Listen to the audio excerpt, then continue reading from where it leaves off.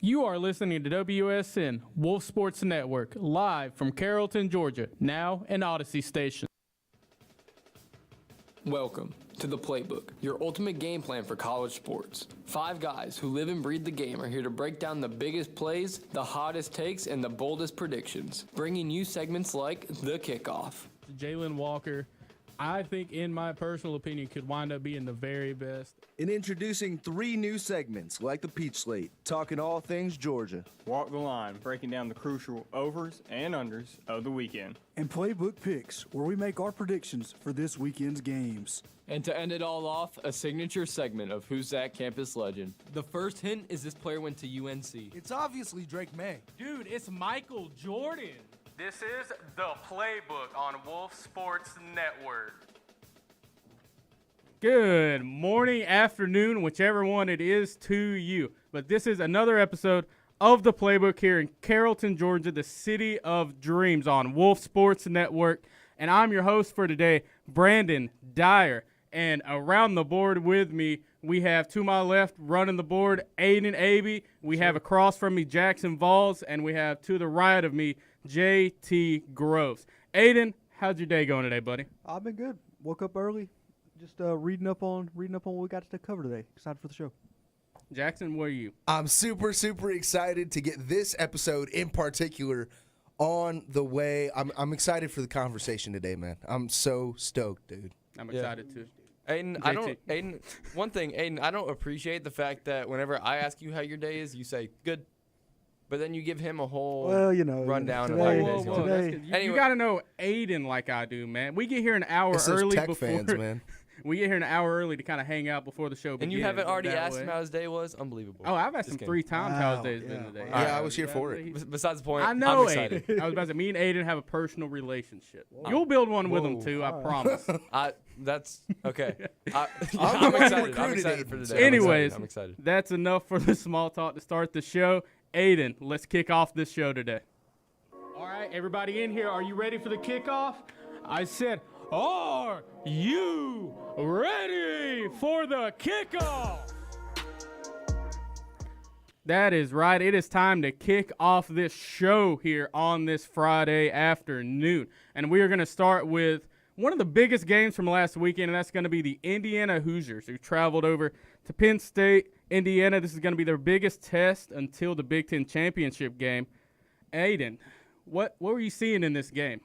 What I saw in this game was the emergence of the best Penn State quarterback play I've seen in years. Ethan Grunkemeyer looked tremendous in this game. 22 for 31, 219 yards, did have a pick, but this Indiana defense has looked tremendous against every quarterback they've played, shut down every offense.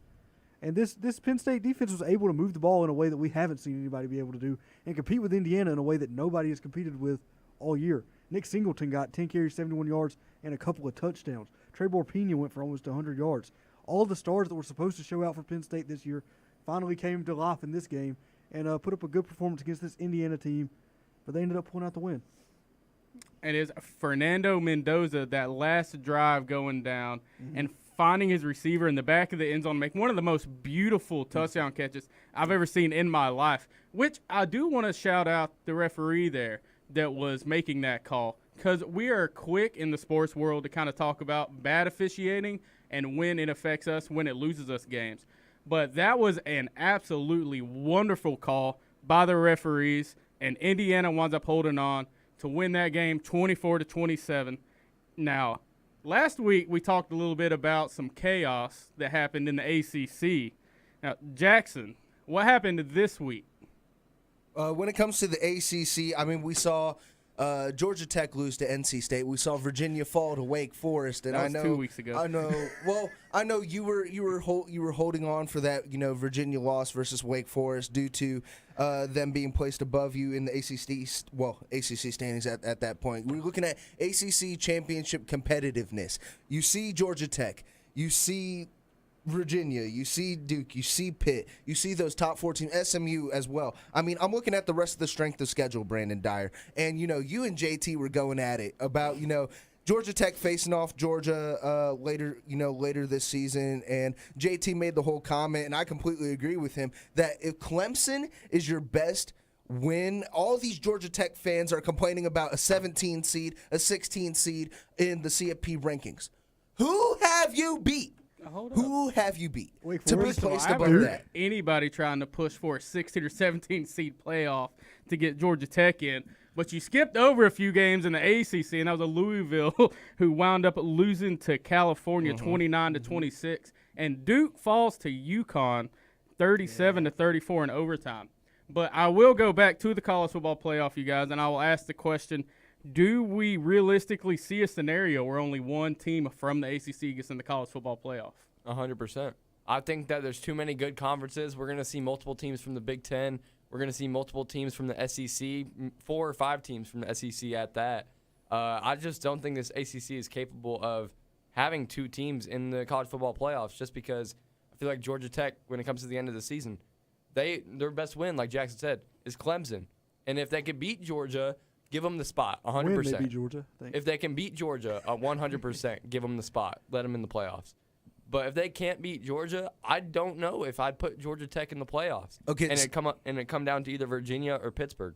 I understand that Georgia Tech has a much better team and kept it close last season, heading into this season, Brandon Dyer. I know you're excited to talk about Georgia Tech, but there's other teams within this ACC that we have to talk about. And that one of the teams that Georgia Tech is going to have to play is Pitt. And I think the disaster scenario right now for the ACC is going to be if Pitt loses to Notre Dame tomorrow and then Pitt winds up beating Georgia Tech and then beats Miami to where they feasibly knock Miami out of the playoff contention and they knock Georgia Tech out of playoff contention to go and then be the lone team that goes from the ACC. Now, best case scenario I think happens is Georgia Tech wins against Boston College this weekend, which I think they're going to blow them out of the water. And then they beat Pitt, and Miami winds up beating Pitt to end the season. Because Miami-Pitt, that last week of the season is going to be a huge game in the ACC. That way, Miami gets that win against Pitt. They stay up there in the rankings. They don't have to go play the ACC title game. And they can just get in maybe as one of those wild card teams. Remind me what conference Boston College is in? The ACC. Is that not chaos? You never know. I mean, dude. yeah. I mean, they could very well. They could very well get their second win in the season against Georgia Tech. They're not going to do that. Zero chance. There's not zero chance. There's like a 1.9% chance according to ESPN. All right. So, I mean, but whether it be Georgia Tech, Miami, or Virginia, or maybe even Pitt that gets in. Or Duke. Duke only has one conference loss, guys. Yeah. We're sitting They're at 5-4. We could be sitting here and seeing a 4-loss, 5-loss Duke team in the. If they're the only ACC champion, do they get in? We're not. I mean, they might. No, they don't get in. No I don't think they're going to wind up winning this weekend against Virginia. But I do think that the ACC does wind up with 2 teams in the college football playoff. I think Miami wins out. And I think it's going to be Miami and whoever wins that ACC title game, probably between Georgia Tech and Virginia. But speaking of the college football playoffs, I want to ask everyone around the table, what do you think your biggest flaw is with this college football playoff? Just the way that it's structured. That number 12 seed. And the only reason I say this is because, a lot of people have mixed reactions about this. That number, that last seed is left for a group of 5 team, correct? Yeah, and a lot of obviously you want to see a group of 5 team in there, but people want to see a good college football playoff, a good format, because everybody was fighting for more playoff spots after it only being 4 teams for so long, and you see with Florida State fans a couple years ago. I mean, obviously they had the loss of Jordan Travis, and that team did not get put in the 4th spot for that playoff spot. But when it comes to, that final spot in the college football playoffs, I want to see good matchups. Do you see for example, I mean, you have Georgia going up against what? USF. USF? Yeah. Yeah. Do you think would you rather see a Georgia versus USF or a Georgia versus Vanderbilt type thing? I'd rather see Georgia versus Vandy, but that's besides the fact that if a Power 5 school, and I think we talked about this on Sports Out of Pocket as well. But if you're a Power 5 school and you are ranked, you deserve that last spot in the playoffs, I think. Because, one, it's unfair. You have to basically go undefeated if you even want a shot at making the college football playoffs as a Power 5 school. But I'd say if USF currently has that 12th spot, if they were unranked, I'd say no. I'd say get them out and put in a team like Vandy, put in one of those other teams that are fighting for a spot. But since there is a ranked team in the Power 5 conferences, I think they deserve that last spot. I think that I would much rather see Georgia USF than see Georgia and Vanderbilt. And it's simply because the USF getting that opportunity in the group of 5, still getting that small, like slim chance of still going in there, at least give them a shot. Like, I don't want to see another SEC matchup that we've seen time and time and time again throughout the season. I know Georgia and Vanderbilt don't play each other during the regular season, but I have seen enough of the SEC with these top-ranked teams playing against each other this season. Aiden, what about you? I like the having the group of 5 team in there. It's the only thing that they will have to play for. You got to give these teams if there's no reason to show up if you're a group of 5 team. If you're not getting that last playoff spot, there's no reason to have a program. You just go and join the FCS where you can actually play for a championship. They would start their own thing if they got rid of their group of 5 guaranteed spot. I think this South Florida team, as of right now, does deserve it. If they beat Memphis, they would probably be a top 15 team right now with their win over Florida. They didn't struggle with Florida as bad as Georgia did. I mean, let's be real about this South Florida team. They've played good. They have a good loss to Miami. If we're going to give good losses for Notre Dame, we're not going to give good losses to South Florida, whose only losses are to to Miami and to a good Memphis team. Let's apply the same logic to all these teams equally. Let's stop complaining about South Florida being in. I just want to say very quick. I think when it comes to a group of 5 team, college football playoff fans are always going to have something to complain about because everybody was talking about, Penn State didn't have a credible win or a credible path to the semifinals, beating SMU, Boise State, because Boise State was a group of 5 team placed at the number 3 and their strength of schedule and all that. I think college football fans are going to always have something to complain about when it comes to the college football rankings. Well, that's just sports. We're just always going to have something to complain about in whatever sport it is. But I do want to point out one thing, and that is I hate that this has pretty much secured an SEC bias when it comes to the college football playoffs.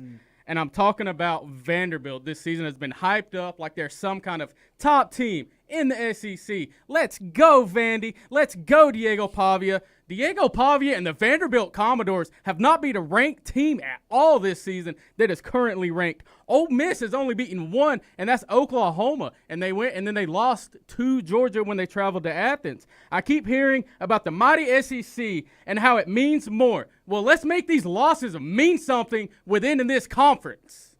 Yeah, put Texas and Oklahoma back in the Big 12.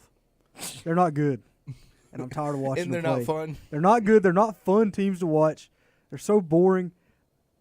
I go on this rant a lot, actually. I'm kind of tired of saying it. So, Texas and Oklahoma this year have and not impressed again, me. And they're my top 10 teams. thing with the SEC is that there's a top SEC team that loses within conference to a lower seeded team.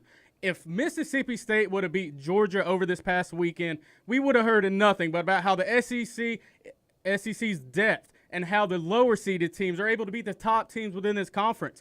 But yet a middle-of-the-road team in the ACC like NC State goes and beats Georgia Tech. And apparently Georgia Tech is now frauds. Their season is over. They're crumbling, and they don't deserve a shot in the college football playoff. They haven't beaten anybody, which, granted, they've beaten Duke. That is our best win right now. But, I mean, we still have to go. We have to play Pitt, and we have to play Georgia. Our tough games just come at the end of the season. That's right. Yeah, and we're not arguing the fact that what they've done up to this point is what's going to keep them out of the playoffs. That's exactly what you're arguing. No, we're not. No, we're arguing with the fact that we are confident that you guys aren't going to be able to beat Georgia. No. I think it's going to be a good game, but I don't think that Georgia Tech, I mean, if their best games have been against Duke and Clemson, I don't think they're going to be prepared to take on a Georgia team. Past Georgia Tech. Why are we not talking about how good California is? Because they just beat a ranked Louisville team. Why are we not talking about Wake Forest, who took Georgia Tech down? Georgia Tech should have lost that game to Wake Forest, if I'm being honest with you, on that offsides call. Wake Forest has took SMU down 13-12 to where they lost by 1 in that game, and then they just beat Virginia. Why are we not talking about how good Wake Forest is? Because they've beaten 3 of the top contenders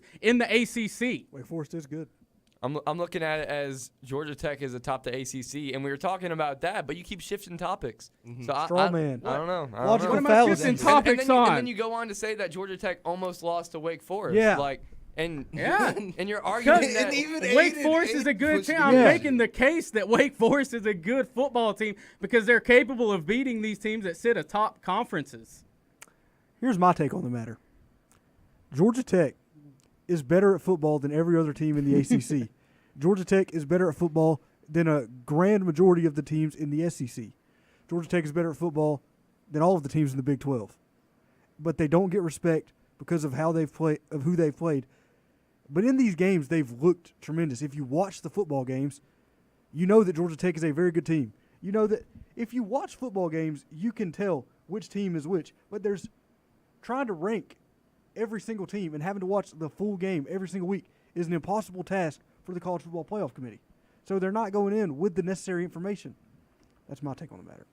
So here's my thing. The SEC, I believe, is the only team that the only conference that gets rewarded whenever their top teams lose, as long as it's in conference. And then at a conference, the SEC just doesn't schedule absolutely anybody. Yeah. You go look at this SEC at a conference schedule. Florida, who lost to USF, and then you have Alabama losing to Florida State. You have Ole Miss getting a 3-point win against Washington State earlier this season. And they're 4-5, and they had a 59-10 loss to North Texas this season. Washington State did.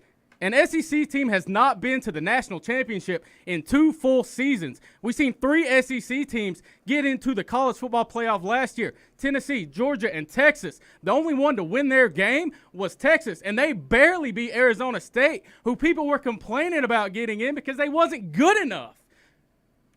I think Alabama loses to Eastern Illinois this weekend. It's a great take. It's a great take, Great Aiden. take. Sorry, think I it got just fired up comes there. I down got to inspired strength to of make a schedule. real. And it comes down A real take. So SEC teams are much harder to beat statistically than ACC teams. I would say Except for in the college football playoff. I would say strength. I would say That's strength. I would crazy say still. strength of schedule when it comes to the surroundings of SEC. Kind of overtakes, the strength of schedule when it comes to Strength ACC. of schedule on Vanderbilt- what? Strength of by the way, schedule on Vanderbilt, what? like, Numbers? For example, no. For example, Vanderbilt. You talked about Vanderbilt only has 1 win that's currently ranked. No, they had 3 ranked wins at the time when they had the win. At Okay, the time so when are they we had going to the count win. Georgia Tech for having a top 10 win against Clemson earlier this season Yeah, then? yeah. Are you Yes, going to count that? yes, No, 100%. that's Yes, stupid. That's yes. a stupid No, logic. I'm saying with his logic, that makes sense. but Yes. at No, the same that's time- stupid to go by when you play the ranked team. You go by go by the present day of what is happening. Well, that is what happens is they go by the team now and not the Exactly. team at the time Yeah. of the play. Like Clemson at the start of the year was a better football team than they are right now. They played LSU much better than they are playing currently because Dabo's lost the locker room a little bit and things are spiraling out of control. So it's like saying, Georgia Tech's best win is Clemson, and it just looks and continues to get worse and worse and worse as a credible win for Georgia Tech, What's correct? Vanderbilt's best win this season? Missouri? I'd say Mizzou, yeah. What's Missouri done to be worthy of Yeah, Missouri's just whatever lost to whatever everybody. pedestal that they've done? What have they done to be put on that pedestal, in your opinion? That's right. Nothing. Missouri hasn't beaten Silence. anybody within. You've been exposed. Missouri hasn't beaten a ranked SEC team this season. Look We at just him. hyped up Bo Pribula like he was the second coming, and we just, That's right. That's what I've heard. Bo Pribula is a Heisman contender. Bo Pribula was look. awful in every single game against a good opponent that he played. it's going to be an interesting look when that final college football playoff bracket comes out, and there will for sure be one playoff game played in the state of Georgia, and I'm looking forward to it. But I'm also looking forward to showing some love to the live shows that we have here at Wolf Sports Network. Stay tuned. Are you tired about hearing about pro sports? Well, that's a good thing, because we only talk college. This is Jackson from the Playbook, and you're listening to Wolf Sports Network. It's time for Season 2 of the Playbook, and we're talking all things college football, putting together a better sophomore season than Tim Tebow in 2007. To the listeners and everybody at Wolf Nation, I promise you one thing. You will never see an on-air personality work as hard as I will for Season 2 of the Playbook, and we will make this show better than any college football radio show will ever be for Season 2 of the Playbook. Listen as we fulfill this promise, live, every Friday at noon. This season, everything changes. I'm the only one who came back, and honestly, I might regret it. Josh Allen might just be the best athlete the NFL has ever seen. Spencer Strider is an elite closer posing as an ace. D Rose is the most overrated player of all time. One vet, all new voices, hot takes, wild debates, and zero chill. Season 6 of Sports Out of Pocket debuts this fall, only on Wolf Sports Network. Ian's freestyle went big. But we're gonna go bigger. Dang, it's my first season. I feel like a star. I be dropping hot takes. I speak real bizarre. How many views we gonna get? I'd say about 1 mil. Out of Pocket Season 6. We got zero chill. Tune in to Season 6 of Sports Out of Pocket. Wednesdays at 6 on Wolf Sports Network. Welcome to the Boring Sports Show, where we only bring the most boring sports takes. Who are you? I am Hot Takes Man, and I defend the world from boring sports shows like yours. Another day's work for Hot Takes Man. Citizen, if you want to save yourself from boring sports content, then tune in to Sports Out of Pocket, Wednesdays from 6 to 7 on Wolf Sports Network.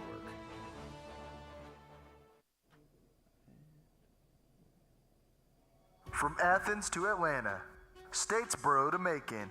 If college football is being played in the Peach State, we're all over it. This is the Peach Slate. We are back here on Wolf Sports Network. If you're just now joining us, this is the Playbook. We're live from 12 to 1 today. It's me, your host, Brandon Dyer. To my left, Aiden Abbey. Across from me, we now have Joey Prater instead of Jackson Vols if you've been hanging out with us. And to my right is going to be JT Gross. Hi. Now, we had a lot of action happen over the weekend in the state of Georgia for college football. And I want to start right here in Carrollton, the city of dreams, where West Georgia gets their 7th win of the season against North Alabama, 24-17. Aiden, what were some of the things that West Georgia did right in this game?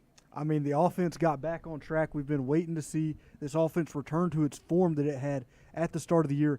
Davin Widener back in the saddle, 274 yards, 2 touchdowns, no interceptions, efficient game, over 70% completion percentage.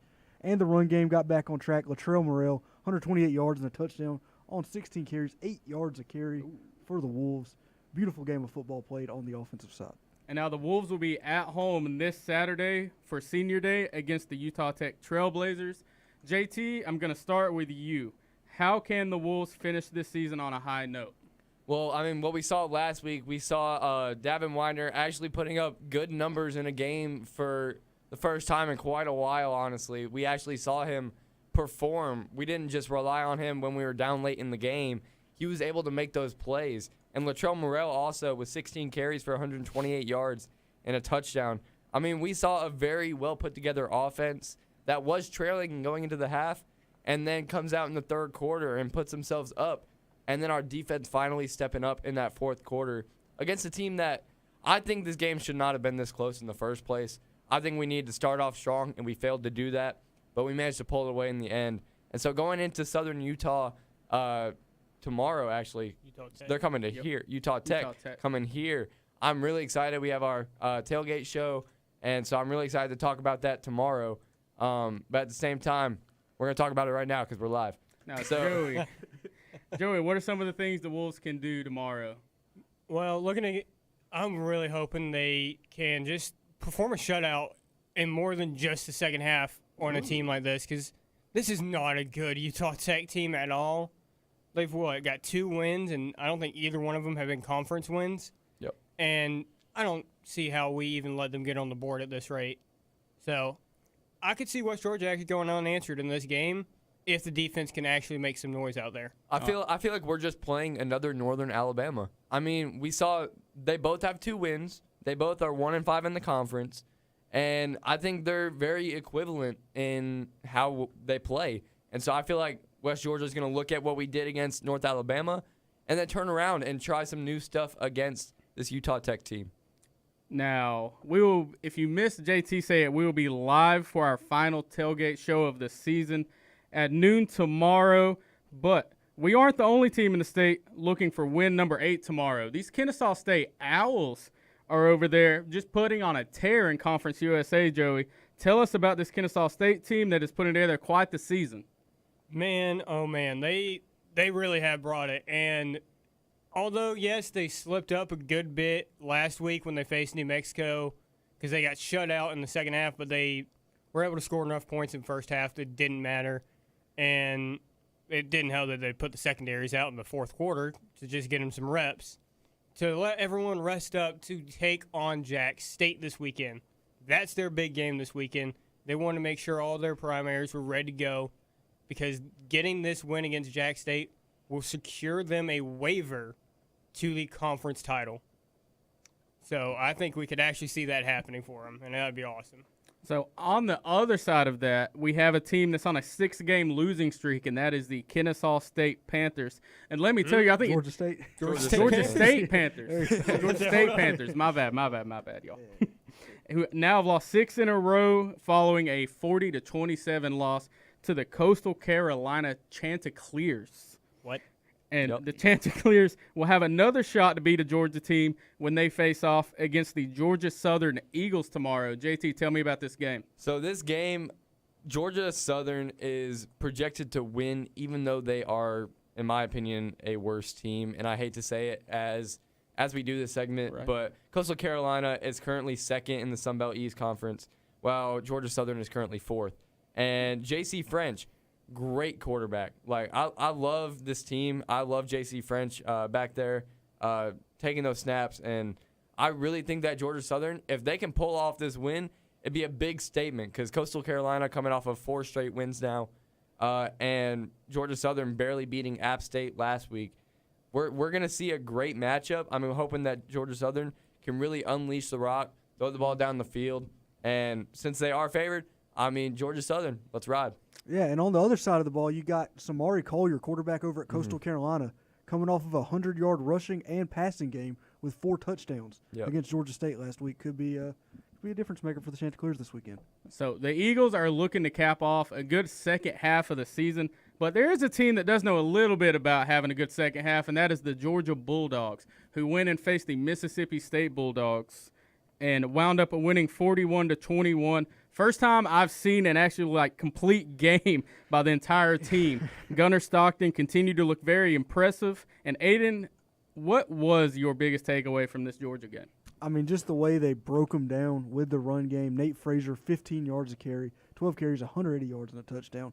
This Georgia team was just dominant on both lines of scrimmage. That was the Mississippi State couldn't get anything going in the run game or the pass game, and Georgia was dominant in the run and the pass game. The offensive line and defensive lines put in the work for Georgia this weekend. So now this weekend, Georgia will play host to the Texas Longhorns tomorrow. But there's one last team that I want to get into, and that is the Georgia Tech Yellow Jackets, who are coming off of a bye a week after that first loss of the season to NC State. JT, how do the Yellow Jackets bounce back against Boston College this weekend? We mentioned earlier, I made a little joke about you never know, you can never be too confident in the ACC, but I think Georgia Tech's got this one. Boston College is the worst team in the ACC, no doubt in my mind. And NC State, they still played a pretty solid game. And if you thought that Georgia Tech was going to go this entire season being undefeated, that's on you. But we knew at some point they were going to drop a game that they shouldn't have, and we saw that last week against NC State. But I feel like they have a good shot of beating Boston College this week and then going on to play Pitt, and hopefully we see a good game in that, and then ending off the season strong against Georgia. And I'm glad you mentioned that the Yellow Jackets were favored in this game because they are currently favored by 16.5 points. And I think they cover that. But let's get into some game lines that we don't think are going to cover. There is no way Carson Beck is throwing for 240 this game. Are you kidding me? This is a cakewalk for him. I'm hitting the over. Walk the line. I want to throw a disclaimer out there. We do not encourage sports betting here at Wolf Sports Network. What you do behind closed doors is your own business. You got to pay the bills. I get it. But we have some prop bets and game lines for this weekend that we think are really odd. So, Joey, I'm going to start with you. And I'm going to ask, what is a line that you think is preposterous for this weekend? I like that word. So somehow, Navy's quarterback is predicted to potentially go for over 74.5. And usually being the military-loving guy, I'm like, oh, yeah. Rushing? Yeah, rushing. Rushing yards? And I'm like, yeah, totally. No. I'm sorry, buddy. There's no way. Not in this game, because he really is slated to go up against a tough team with, South Florida, that's right. There you go. South Florida is such a better team than Navy is looking at this point, because Navy's on a slide, and it's just been a slide to good teams, and I don't see how he even gets past 50 at this rate. So, listen, I think that USF defense comes out, shows up, and I'm with you. I think they hold them under those rushing yards that you had put up for them. I think that USF is going to prove why they deserve that last playoff spot this week. I mean, we've already seen it all season. They're currently ranked as well. But I just think that against the Navy team, that I think this USF defense is going to step up. I can see them holding Navy to maybe a touchdown at the most. I think that USF blows them out of the water. I don't think that Blake Horvath gets over that mark. Yeah. Now, JT, what is the line this weekend that you think is just flat out nonsensical? So I'm going to go over to Dante Moore, quarterback for the Oregon Ducks. And his line for passing yards is at 200. And so I don't think he's going to get this. I think that Oregon is a much better team than Minnesota. I think that Minnesota has a solid defense. And I think that Oregon is not going to have to pass the ball too much. I think that they're going to run heavy in this game. Dante Moore in the last 2 games against Iowa and Wisconsin, we saw him throw for 86 and 112. So, I mean, in this game, you're going against a solid Minnesota defense. I don't think that Dante Moore gets over this mark. See, I'm with you. I think that Oregon runs away with this game pretty early, and then it just leads to them running the ball just a whole lot. To run clock out, I am right there with you on that pick. Joey, what do you think about it? Yeah, no, I'm with you. It's just, which would suck because, I mean, let's be honest, you want to try to always get your passing yards, but if it's going to be a blowout game, there's no point in passing because it's just going to make you look bad as a coach to let your quarterback go out there and Well, throw I it. mean, in college football, they run up the score no matter what. So, like, if you're up in this game, I could definitely see them hitting the over, like, the smallest chance that they hit the over just because if Oregon gets up, they're going to put up points, and they're going to continue to do that. In some way, Dante Moore is going to hit that mark, and I'm just going to, like, be the worst guy to listen to for bets. Now, Aiden, what do you think about this line in this Oregon and Minnesota game? You think it goes over? You think it goes under? What? I'm taking the under. Oh, okay. Now, Aiden, is there a line that you are feeling absolutely ludicrous about this weekend? There's a line that I love. I absolutely love this weekend, and it is Kewan Brown up at Louisville University. We've heard a lot about Isaac Brown this year at Louisville. He's been great. He's been injured the last couple weeks, and in his place, Kewan Brown has been filling in, and he's averaged 107 yards a game. He's had 3 touchdowns in the last 3 games. Now, Louisville coming off that loss to Cal. Kewan Brown kept him in the game single-handedly. 14 carries, 136 yards. He's going to do the same thing this weekend against Clemson. This is going to be the best defense he's faced as a starter at Louisville. Clemson's many things. Their defense is still good. Still got a lot of talent, especially in that front 7. 83.5 yards for Kewan Brown. I'm going to go with the over on this one. Really like the way he's playing football right now. Yeah, and Kewan Brown, I mean, in the last 3 games that they played, Boston College put up 95 yards on the ground. Virginia Tech put up 94, and then against Cal last week put up 136 on the ground. And so I don't think this Clemson defense is much better than any of those schools. I think that Kewan Brown is absolutely going to hit this over. And, I mean, what's really impressed me is his yards per carry. He's been 9.5, 7.8, and 9.7 yards per carry. He's going to get some carries this weekend, and I think they're going to be good for him. Yep. So, look, it's a weird Friday night ACC game. We've seen ACC games just go completely bonkers this year on Friday nights.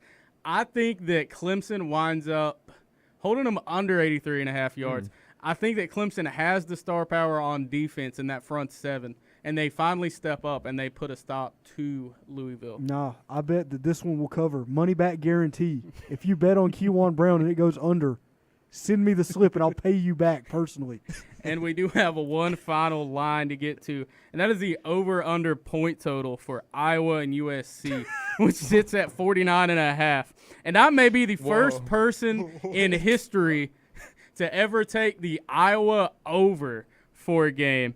And that is going to be because this is going to be an offensive explosion between the two teams. Both offenses are shining right now. Iowa coming off a heartbreaking loss to Oregon, but 3 weeks before that, the offense have looked very formidable, putting up points. I think that's the best Iowa offense that I've seen in a decade of watching college football for Iowa. I think USC has put up at least 30 points in all but 2 of their games this season. Mekhi Lemon has a huge game for the Trojans. Kamari Moulton has another big day on the ground for the Hawkeyes.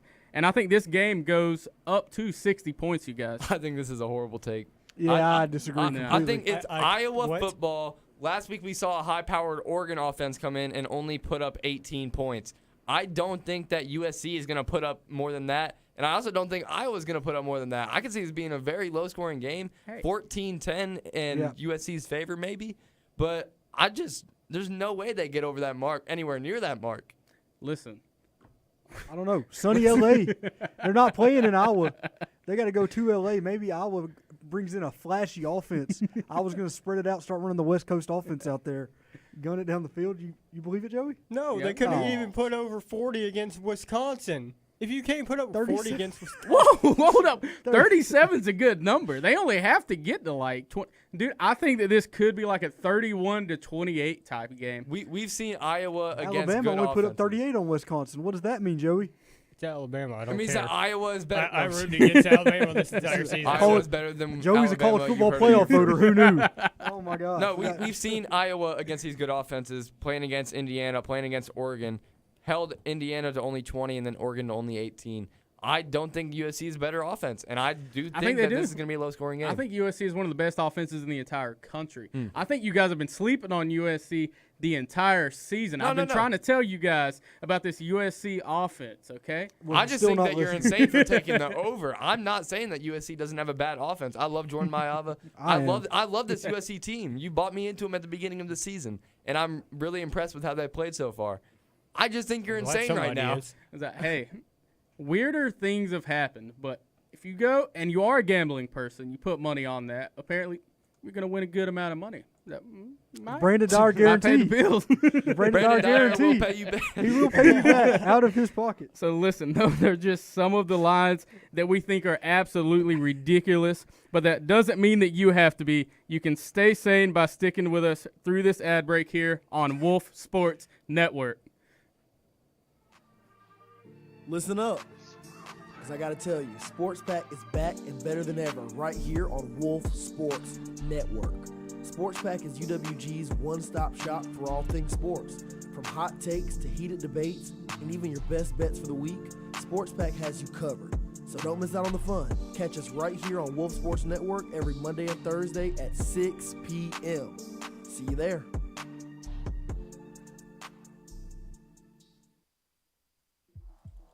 From the first whistle to the final buzzer, Wolf Sports Network brings you the action you crave. Sports Pack is your all-access pass to the Wolves athletics. From football, basketball, baseball, soccer, and volleyball, and more. If the pack plays, we cover it. Passion, pride, pack. Don't miss Sports Pack every Monday and Thursday from 6 to 7 on Wolf Sports Network. Sports Pack. Sports Pack. Sports Pack is back. West Georgia's one-stop shop for all things sports. Whether it's UWG, NFL, NBA, or MLB, we've got you covered on all fronts right here on Sports Pack. Mondays and Thursdays at 6, only on Wolf Sports Network.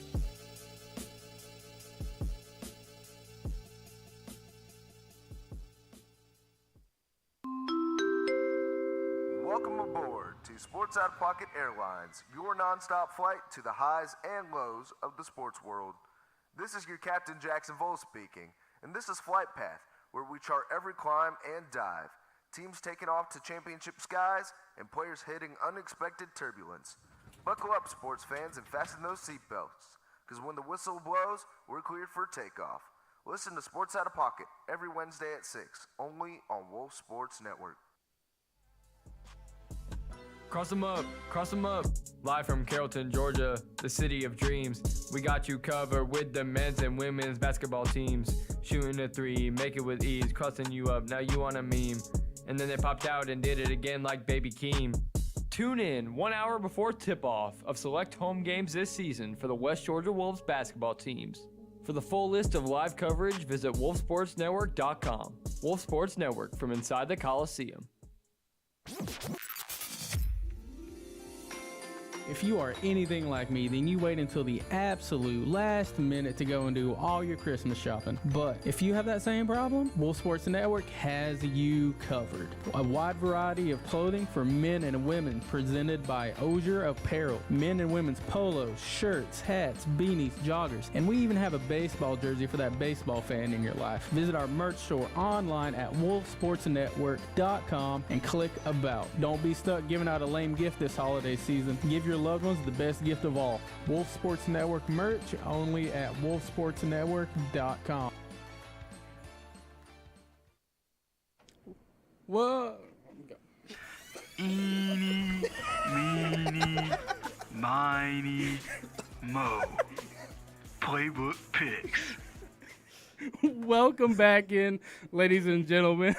If you're just now joining us coming out of that ad break, I am your host today, Brandon Dyer. To the left of me is Aiden Abe. Across from me, Jackson Voss joining us, taking Joey Prater's spot again for this last segment, and JT Groves. JT Groves. That's me. So we are going to get into what growing up was one of my favorite things to watch on College Game Day, and that was them picking some of the games that were happening that weekend. And I want to start with this Kennesaw State team traveling to Jacksonville State to take on the Gamecocks. Aiden, who wins this game? I'm going to go with Jacksonville State. I saw their band perform a couple weeks ago at a band competition, and it was not very good.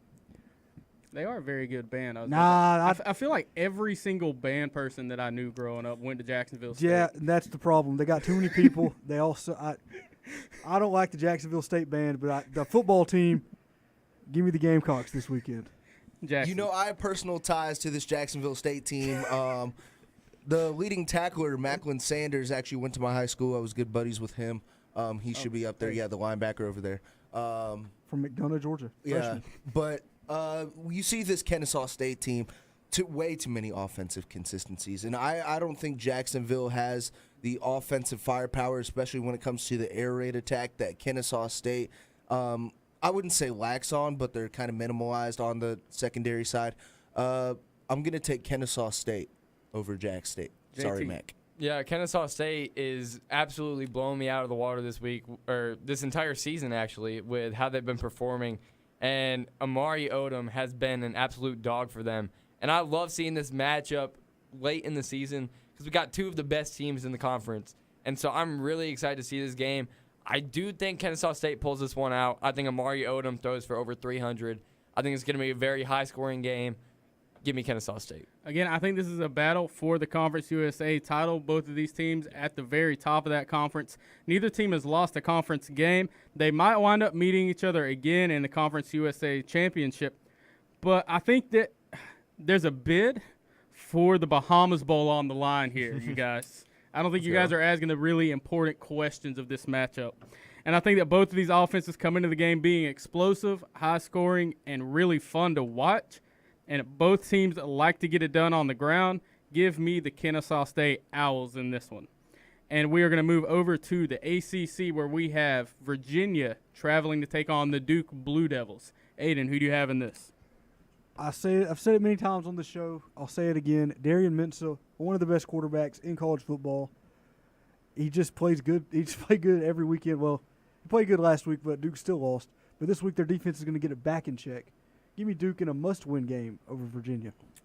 I think this is going to be a very, very close one. As you said, Darian Mensah, one of the, I would say more, again, undershadowed quarterbacks in all college football just based on their, 5-4 record over there at Duke. And Virginia had a, I wouldn't say stellar win, but they were able to pull out a win.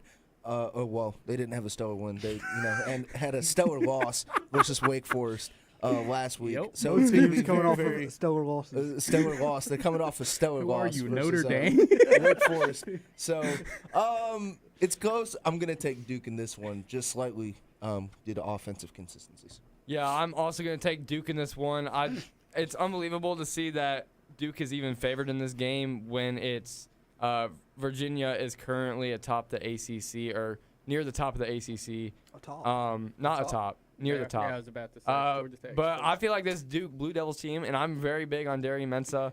I think that this team is definitely going to put up points in this one. It's going to be a high-scoring game. It could be a close game.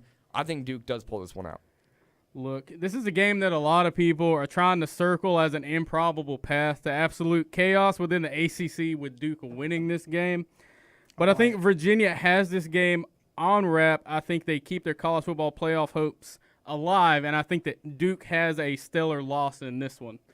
Nah, Virginia can't get it done in Wallace Wade Stadium, one of the hardest places to play in college football. Now, we do have a team traveling to one of the hardest places to go and travel to play. Texas Longhorns and the Georgia Bulldogs are going up against each other in Athens. Aiden, who do you have in this game? Arch Manning's been really impressive these last couple of weeks. I've really loved what I've seen out of Arch. Finally getting together with that great Texas defense who's looked really good all year. Georgia did have their best game I've seen from them last week, but I hate them so much, so give me Texas. Again, this one's going to be really close. I think the Texas Longhorns, both offensively and defensively, have turned a new leaf since, the very first game versus Ohio State, and they could potentially push for a possible playoff spot in the top 12 rankings. And then Georgia has been, I'd say consistent, and they had their best win against Miss State last week. So their best win? Honestly, their best game. Their best game. Oh, best okay. Best game. Okay. I'm gonna take. You know what? Hook 'em horns. I'm gonna take the Texas Longhorns. That's insane. I'm going to take the Georgia Bulldogs. I think that we have a great competition between Gunnar Stockton and Arch Manning. And I do like what I've been seeing out of this Texas team these last 4 weeks, currently on a 4-game win streak, but Georgia's on a 5-game win streak. And ever since they played Alabama, they have looked like a top 5 team. That's why they deserve that current number 5 in the AP poll.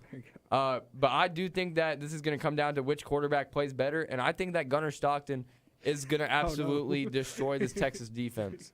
So, listen, I am a Georgia Tech fan first and foremost. So, contrary to popular belief, I don't want to see Georgia lose every game like my buddy Aiden over here.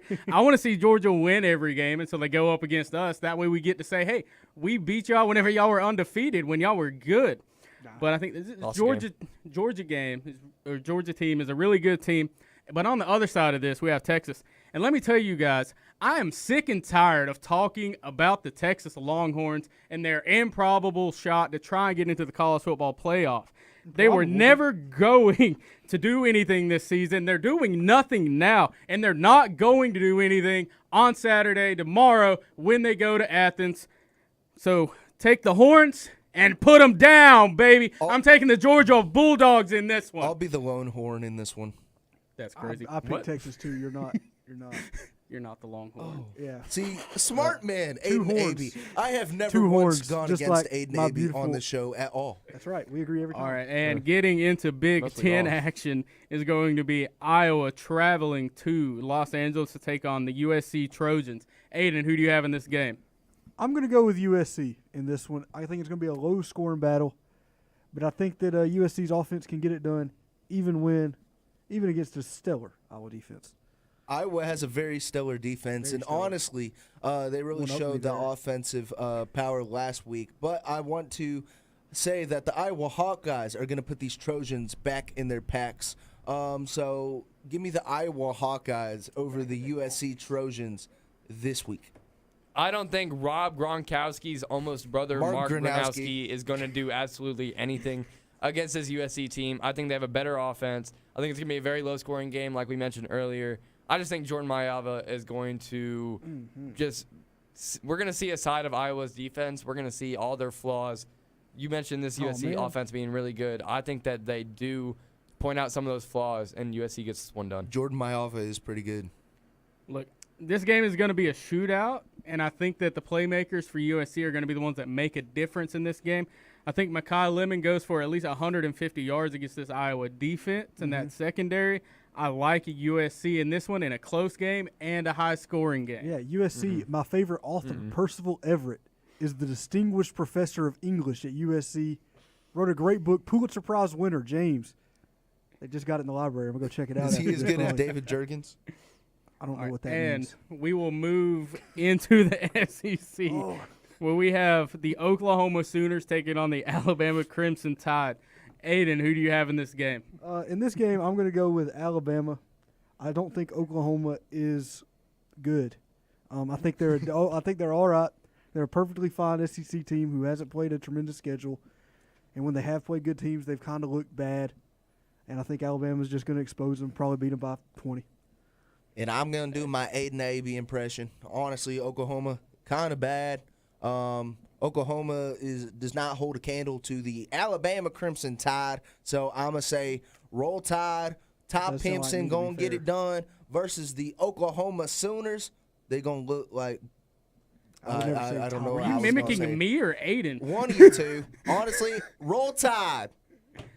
All right. JT. Not very good. So I think that this Oklahoma team has not been very consistent. We saw them against good teams. We saw them against Texas and Ole Miss in these past 4 weeks. We saw both of those matchups, and they lost both of those matchups. And I just think that John Mateer is not the same quarterback that we saw at the beginning of the season. Before the injury. Yeah, before the injury. I think that Alabama is the better team. But give me Oklahoma. I think they get the upset in this one. Oklahoma, we're going to see John Mateer come back. He's finally going to show off what he can do since coming back from that injury, and we're going to see it against a tough Alabama team. So this Oklahoma offense bounced back in a big way after that John Mateer injury, like you said. And I think Alabama is just looking to keep proving all of us wrong this season when we were talking about, hey, maybe the dynasty is over when they open that season against Florida State. I never said that, though. Go back and hear me defend. I think this is also a highly emotional game for Oklahoma or for Alabama. Okay. Because from last season, you remember Oklahoma was the one that beat Alabama to really secure that Alabama was not going to get one of the spots in the college football playoff. You add all of that in, and I've loved the story of Oklahoma this season and John Mateer, but their playoff hopes in tomorrow night as the Crimson Tide get it done in Tuscaloosa. Roll Tide. Now we have our featured game of the week, which is going to be the Notre Dame Fighting Irish, traveling to take on the Pittsburgh Panthers. Aiden, who do you have in this game? This game, Notre Dame right now is 12.5-point favorites, heading to Pittsburgh, and Notre Dame has no good wins this year. I think Pitt's played a better schedule or has better wins than Notre Dame right now, and I think Pitt is going to go against all of the expectations and keep themselves alive in the ACC, get a big win, put themselves in a playoff contention with a win here. You know, the Notre Dame Fighting Irish have stellar losses, to Texas A&M. We love the word stellar and, today. and And stuff Miami. like that. And Miami, yeah. But they don't have any stellar wins, which Aiden truly pointed out, honestly. Their best win is versus, I would probably say, USC over there. And then they're facing Pitt, and Pitt is a very strong competitor in the ACC. I know I was giving a lot of ACC teams slack early on in this episode, but I want to give Pitt their flowers. So, honestly, I think it's going to be an all-out dogfight. As much as I like CJ Carr, give me Pitt. Yeah, I mean, as much as I like Pitt, I don't think they're going to win another game the rest of the season. They have a tough schedule. They got Notre Dame, they got Georgia Tech, and they got Miami. I think that Notre Dame is the better team. We haven't seen them lose since week 2. They lost to Miami to open up the season, and then they lost to Texas A&M by only a point, who is currently the number 3 seed in college football. So I do think that Notre Dame gets this one done. I think that they're going to continue to ride that streak. They're going to finish out the season strong, and they're going to earn that playoff spot. Give me Notre Dame. So, listen, I was with Jackson. I was trying to give my flowers over there to Pitt. It's been a really good season over there. Good team that came out of nowhere. But then during the week, Pitt head coach Pat Narduzzi came out in a press conference and said about this Notre Dame game that they could put up 100 on us as long as we win the next 2 games. He doesn't care if his team wins or loses this game at all because it's not an ACC game. And they still have Georgia Tech and Miami left, so he's just trying to focus on those 2 games right there.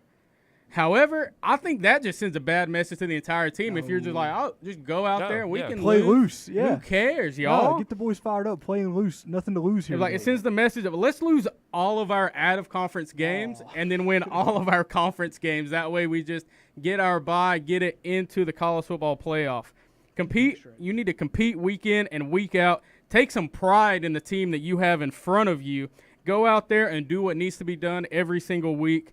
But I think that the Irish put up 100 points on the Pittsburgh Panthers, and they win this game. 100? I hope that Notre Dame wins this game 157-0 because of that would be a quality win.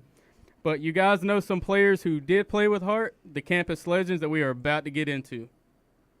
Bo Jackson, Herschel Walker, Reggie Bush, Cam Newton, Johnny Manziel. What do these guys have in common? All these players know what it's like to be a campus legend. That is right. It's time for our signature segment of the show. JT, we're going to start with you today with your campus legend. All right, the college is Cal. Locking in. Locking in? Nope, keep Position? No, I'm defensive not end. locking in. Oh, thank God I didn't lock in. Oh, I do not know a Cal defensive end. Keep on going. 24th overall in 2011. Keep going. Yeah. He still plays. So 2011 to current. What are the teams? 14 years? Okay. And one team, the Saints. Oh. Okay. In unison. Didn't know where this When we guy got went to to the Saints, yeah. All right, flip them. It is Cameron Jordan. Hey. And we will go into our next campus legend, Jackson. Who's your campus legend today? Oregon. The college is Oregon. College is Oregon. Running Oregon. back. Oh, wait. Oh, okay. Oregon running back. All right. You want me to Give keep a little going? bit more. Keep going. 71st overall in 2018. Nope. Still not ringing a bell. He played from 2018 to 2023. Recently retired. Okay. And the teams, the Broncos, the Texans, the Rams, and the Panthers. He wasn't a notable guy in that. You know, Philip Lindsay replaced him. I just can't remember this guy's name. Yeah. Little fun fact for everybody. You are correct. He Yeah. was replaced by Philip Lindsay. Repeat the teams. Rams, Panthers, Broncos, Texans. Already wrote down my name. I cannot think of this guy's name right now. Oh, man. I can imagine him. I don't think this is right, but I'm going to write it down. I don't got any. Throw it up. I had Philip Lindsay. Wrong. CJ Wrong. Anderson. Nobody? I went nothing, yeah. Royce Freeman. Royce Freeman. What a name. Oh, He's a okay. stellar running back. He was great. All right, Aiden, who's going to be your campus legend for All today? right, my campus legend attended the University of Ole Miss. Keep going. Ole Miss position? He played wide receiver. Ooh. Keep on going. He was drafted in the second round, 51st overall in 2019. Nope. I don't got Keep one. going. Keep going. He has played from 2019 to 2025. So he's still in the league. Right, Still in the and league. Give me the teams. Hold on. Before you do that, I'm going to lock in. Brandon logging in for 2. Give me the teams. He started out his career at Tennessee and now plays for Philadelphia. The Tennessee Titans and the Mine Philadelphia was Eagles. wrong. Oh. Mine was Oh. wrong. All right. Wow. Okay. Give me the 1 point. Give me the 1 point. A.J. Brown. A.J. Brown. Got DK Metcalf. DK Metcalf. All right. I went with Arthur Juan Brown. All right, and my campus legend is a Utah. Utah. Yep. Utah. Keep going. He Nope, is a Utah. don't keep going. I'm locking in. There you go. But you can go ahead now. All right, quarterback. This is dead. Utah QB. Keep going.